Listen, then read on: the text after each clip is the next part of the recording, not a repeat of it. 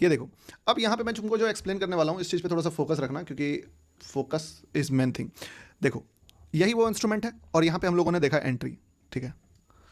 अब देखिएगा, इस जगह पे एंट्री करने का जो मेन रीजन है वो यहाँ का प्राइस बिहेवियर है। सबसे पहला चीज़ क्या था मार्केट का, कि हमने क्या देखा कि मार्केट जो है एक अप ट्रेंड में है, ठीक है।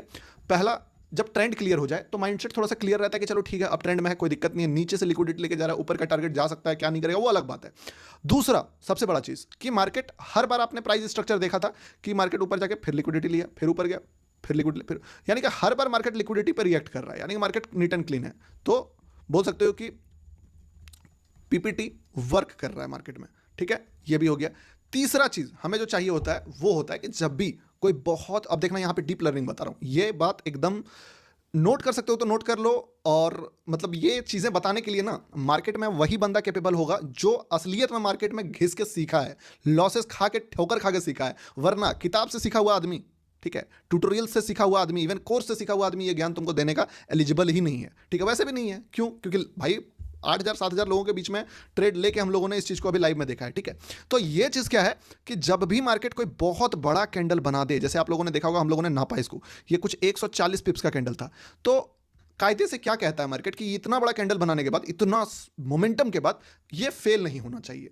क्योंकि ये एक तो सबसे बड़ा बात है कि ये बड़े प्लेयर्स का, बिग प्लेयर्स का कैंडल है, ठीक है, बिग प्लेयर का कैंडल है, तो ये फेल नहीं होना चाहिए। और अगर ये फेल हो गया ना, तो फिर समझ लो कि बड़ा प्लेयर्स ही फेल हो जाएगा। तो उसके कारण मार्केट कभी भी ऐसा कैंडल बनाता है तो क्या करता है यूजुअली, आप समझिएगा कि थोड़ा रिट्रेस करेगा बट संभल जाएगा, थोड़ा रिट्रेस करेगा बट संभल जाएगा। और मोस्ट ऑफ द केसेस में आप देखते होंगे कि मार्केट एक बड़ा कैंडल बनाया और पीपीटी बना के निकल जाता है। तो इसका जो पीपीटी लेवल था, आपको देखना कहां पे था, वो यहां पे था। क्यों? क्योंकि आप देखिएगा कि मार्केट यहां से जो है चढ़ा, गिरा, चढ़ा, और इसी जगह पे पीपीटी था।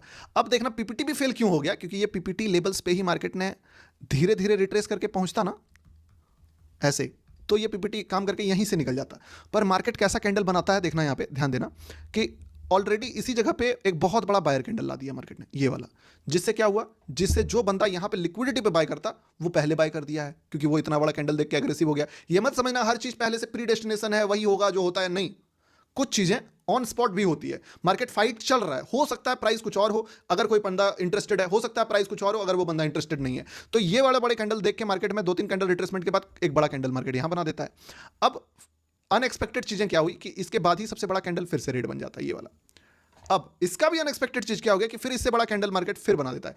तो अब ये लेवल टेक्निकली फाइट का लेवल नहीं रहा, अब ये लेवल एक मतलब रिट्रेसमेंट का लेवल नहीं रहा, ये लेवल वॉलेटिलिटी का लेवल बन गया। और जितना भी बायर को एंटर करना था वो आप लिक्विडिटी पे जो करना था वो यहीं पे कर गया।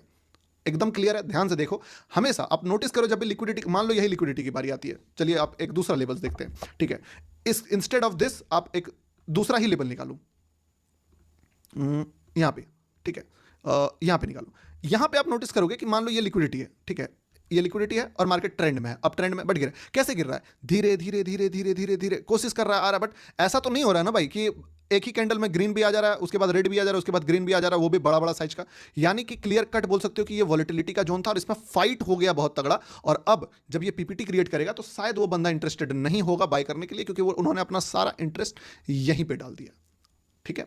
इसके कारण पीपीटी फेल हो गया। अब यही रीजन है कि अगर मैं इसको यहां पे देखता तो आई कैन गिव यू, बोल सकते हो कि एश्योरेंस, कि मैं नहीं लेता, कभी सलाह नहीं देता कि आप यहां पे एंटर करो, क्योंकि मेरे लिए ये फेल होता। अब जब एक बड़ा रेड कैंडल लिक्विडिटी नहीं लेता है, पीपीटी पे नहीं रुकता है, ठीक है, वो ट्रेड जो बार बार पीपीटी पे चल रहा है, तो वो फिर पूरा ही लेवल्स को ब्रेक डाउन करने के लिए आएगा।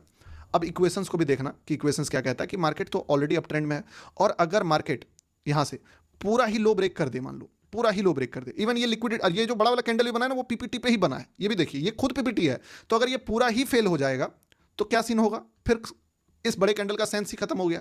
अब इस बड़े कैंडल का सेंस खत्म हो गया तो ये यहां से चढ़ने का सेंस भी खत्म हो गया, फिर ये और नीचे जाएगा, यहां तक जाएगा। यानी कि मार्केट को अगर कायदे से देखो तुम इस पॉइंट पे, कि अगर मार्केट, एक स्टेप आगे जाता हूं उसके बाद समझाता हूं, अगर मार्केट इस पॉइंट से तो नहीं चढ़ेगा तो कहां से चढ़ेगा, चलो इसके नीचे से देखते हैं। यहां पे मार्केट ने 1 2 3 4 कैंडल होल्ड करा, पहला बायर कोशिश किया बट वो बायर नहीं जा पाया। इस बायर के बाद मार्केट फिर शार्प फॉल किया और 2 कैंडल रेड किया। अब इस जगह पे जब एकदम पीक पे लॉस किया गया था मार्केट का, एक अपना इमेजिनेशन लगाओ और सोचो, अगर मार्केट यहां से नहीं चढ़ेगा और सेलर जीतना चाहता है तो सेलर कहां तक जीत सकता है, ऐसे सोचो। अब अगर तुम इस पॉइंट को सोचोगे ना तो तुमको समझ में आएगा कि जो मैं पॉइंट आपको बताया हूं यहां पे करा है कि ये कैंडल आखिरी ट्राई कहां कर सकता है। अगर मान लो यहां पे ट्राई नहीं करता है तो फिर आप सोच के देखो कि ये प्रॉपर यहां तक का लो मारेगा, तो इस बायर को लड़ने का लास्ट जगह जो है उस जगह पे ये बैठ लिया। हो सकता है ये ना चले, कोई दिक्कत नहीं है। अगर आपको अभी भी डर लग रहा है बीच में ही काट दीजिए इसको, क्योंकि फ्लो में अगर चलता तो बहुत बढ़िया, फ्लो में नहीं चल रहा तो एक्यूरेसी थोड़ा सा डाउन कर रहा। बट अगर आप फिर भी आपको लग रहा है कि नहीं भाई मैं तो एसएल में निकालूंगा, इट्स कंप्लीटली अपॉन यू। मेरे ख्याल से बुरा 1:1 देने के बाद रिवर्स कर सकता है ये, ठीक है, से स्टॉप लॉस नहीं कर छोटा तो देखिए वो लेना बहुत बड़ा। देखिए जब ये कैंडल बन रहा था वो उस कैंडल पे मेरा ओपिनियन था कि ये बड़ा वाला बायर कदम रखेगा। अब समझो यहाँ पे कि मैं क्या बोला कि अगर यहाँ पे कोशिश नहीं करेगा तो मार्केट को क्या होगा, मार्केट का यहाँ पे अगर कोशिश नहीं करेगा मार्केट तो क्या होगा मार्केट का, तुम सोचो। अगर इस जगह से कोशिश नहीं करेगा तो मतलब कि एटलीस्ट फिर यहाँ तक गिरेगा, और अगर यहां तक गिरा तो ये सबसे बड़ा बायर फेल हो जाएगा, और अगर सबसे बड़ा बायर फेल हुआ तो मार्केट लिक्विडिटी कहां लेने आएगा, तो अगला लिक्विडिटी सीधे यहां पे है, तो यहां पे आ गया। और अगर मार्केट लिक्विडिटी पे आएगा तो जाहिर सा बात है थोड़ा और नीचे आएगा तब रिवर्स करेगा। तो ऐसे सिनेरियो में इस पॉइंट पे जाके नीचे का जो रास्ता था वो लेके जा रहा था इसको 100 कितना पिप्स, 60 पिप्स का। और दूसरी बात, ऑलरेडी मार्केट कितना गिर गया है टॉप से, लगभग 140 पिप्स। 140 पिप्स गिर गया है और 160 पिप्स गिरना है, यानी कि टोटल स्ट्रेट इसको 300 पॉइंट मूव करना है, 300 पिप्स मूव करना है, तब जब मार्केट पूरा ज्यादा स्ट्रांग है, एक अप ट्रेंड में है। टेक्निकली आप सोच के देखो, थोड़ा सा आपको लगेगा कि ये पॉसिबिलिटीज थोड़ा कम है। यानी क्या करेगा, अब मार्केट में बायर सोचेगा कि यार ऑलरेडी सेलर इतना जीत चुका है, सेलर भी थोड़ा सा थक जाएगा कि यार दौड़ के तो 140 पिप्स आए हैं, किसके अगेंस्ट में, सेलर के। नेगेटिव में 140 के 400 पिप्स चल जाए कोई दिक्कत नहीं है। पॉजिटिव मार्केट में जब मार्केट 140 पिप्स फॉल करता है तब उसको और 160 पिप्स फॉल करने में फटेगा, क्योंकि बायर कदम रखेगा। तो बायर भी फिराक में बैठा हुआ है कि कौन सी जगह पे हमको दाव लगाना है। तो इसीलिए मार्केट में जस्ट इस जगह पे एग्जैक्टली कि भाई मार्केट जो है मैं आपको बताया एकदम रेड कैंडल है, तो मार्केट तुम्हारा यहां तक या इससे थोड़ा और ऊपर तक जा सकता है।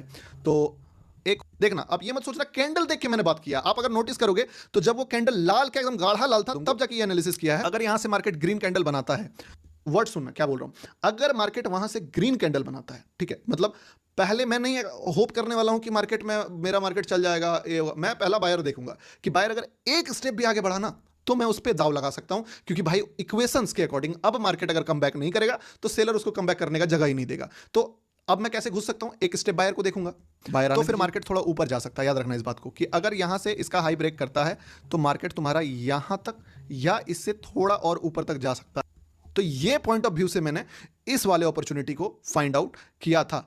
और ये लेवल अगर फिर से आंसर वही पूछूं कि गौतम भाई व्हाई दिस लेवल, तो अगर आपके माइंड में डाउट अभी भी क्लियर नहीं हुआ तो दिस लेवल बिकॉज ऑफ कि मार्केट में पीपीटी वर्क नहीं करता, क्योंकि पीपीटी ऑलरेडी फाइट कर चुका था, इवन पीपीटी पे अच्छा कैंडल भी नहीं बनाया। दूसरा, ये लेवल पे मार्केट जो है अगर मैं देखता तो बोलता लो एक्यूरेसी ट्रेड है, तो यहां पे मार्केट ने खुद 4 कैंडल होल्ड करके दिखा दिया कि वो ऊपर जाना चाहता है। बोल सकते हो यहां पे एक सिग्नल दिया, मार्केट ने साइन दिया कि मैं चाहता हूं ऊपर होना।